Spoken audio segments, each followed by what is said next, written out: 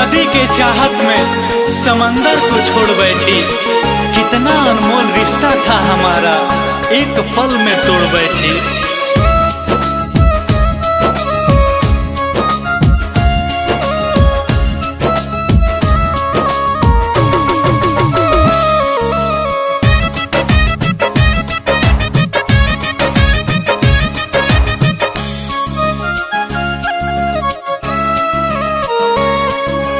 पहले हंसा के रोइलू हो, आपन कह के भुलैलू हो।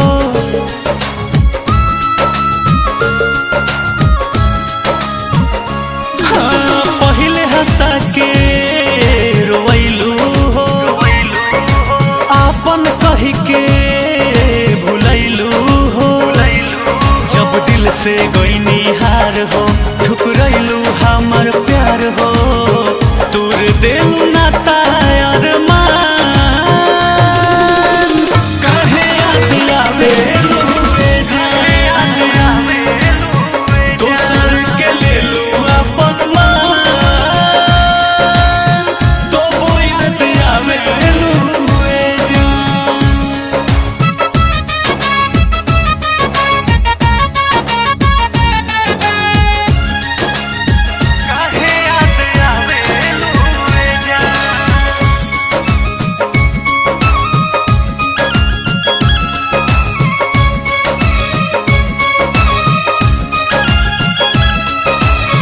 रहे काला चारी यारी, तोड़ दिले बाड़ू। मन भर गइल मोह, मोड़ ले ले बाड़ू।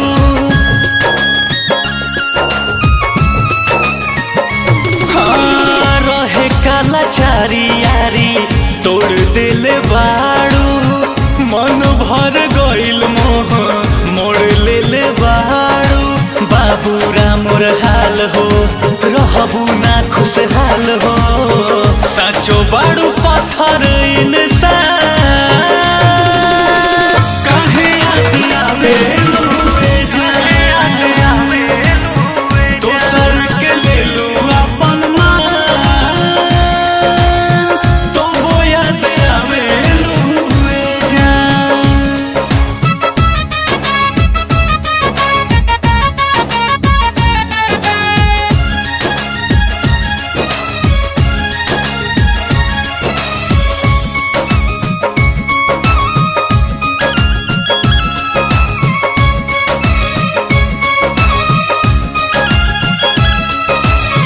कैले रहू वादा कबो छोड़ के ना जाइबू।